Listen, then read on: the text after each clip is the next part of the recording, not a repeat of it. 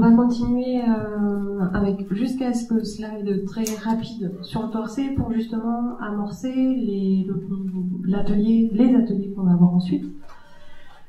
La problématique, c'est clairement d'intégrer les énergies renouvelables dans les documents d'urbanisme. On a beaucoup de potentiel par rapport notamment au Grenelle 1, Grenelle 2, mais dans la réalité, il y a très peu de collectivités qui ont été jusqu'au bout des possibilités légales, parce qu'on a clairement peur de se mettre une épine dans le pied. Donc, moi je vais vous présenter le cas précis de l'État-Mat. Pour certains, vous avez visité hier les parcs photovoltaïques qui sont dessus.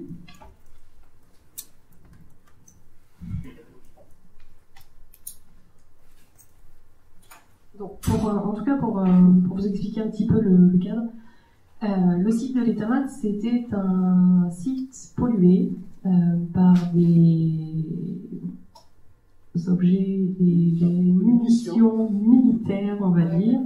Ça faisait un petit moment, ça fait plusieurs années. Voilà. C'était une ancienne friche militaire qui appartenait à l'État, qui a été dépolluée de façon pyrotechnique, dépolluée précisément sur deux hauteurs différentes, à 40 cm et à 80 cm. Donc ça veut dire que dessus, on ne pouvait pas faire ce qu'on voulait. C'est pour ça que tout de suite, donc au départ, on avait une zone UW, vu qu'on avait carrément un cône de protection sur le site. Donc politiquement, il a été décidé d'essayer de faire de ce quartier et de ses caractéristiques techniques après les pollutions un quartier destiné aux énergies renouvelables. Donc, il a fallu qu'on révise le PLU intercommunal, donc on a fait ça en 2011. On avait des idées, mais il fallait quand même qu'on se laisse une souplesse pour pouvoir accueillir sur le site des énergies renouvelables, quelles qu'elles soient. Donc en fait, on a fait des zones 1 AUER, donc à urbaniser énergie renouvelable, et puis le IER qui était prévu au milieu pour une industrie énergie renouvelable. On avait vent de quelques projets, mais matériellement, on n'avait rien de très précis.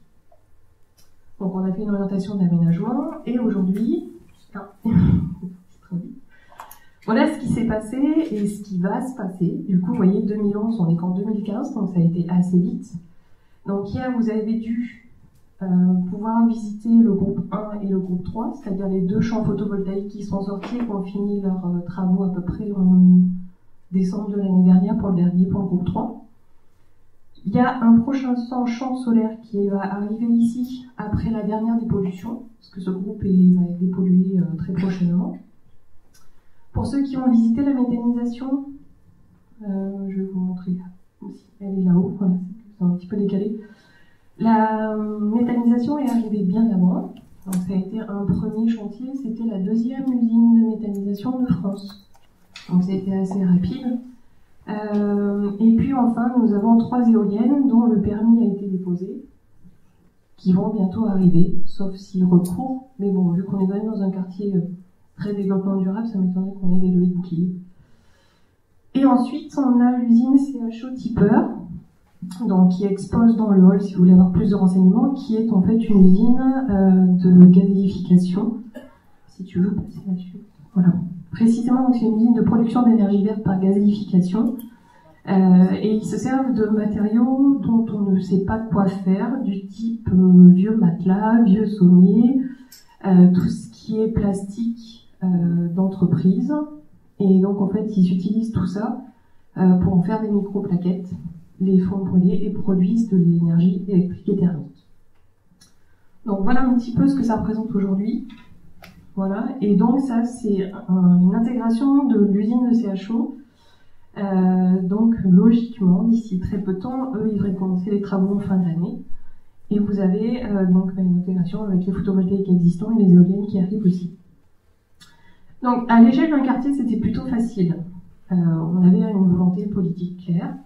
On a développé ce quartier-là. Après, par contre, se pose aujourd'hui la question du SCOT et du PLUI. On a lancé un SCOT et un PLUI à la même échelle, avec pour objectif de le faire en 4 ans et demi, de faire les deux en 4 ans et demi, donc c'est assez serré. 2 procédures à 6 mois d'écart, pour que le PLUI reste compatible au SCOT. Et aujourd'hui, on a déjà des interrogations qui se posent, du type, vu qu'on n'a plus de ZDE, est-ce qu'on fait des éoliennes disséminées un peu partout? Est-ce qu'on fait des bouquets d'éoliennes?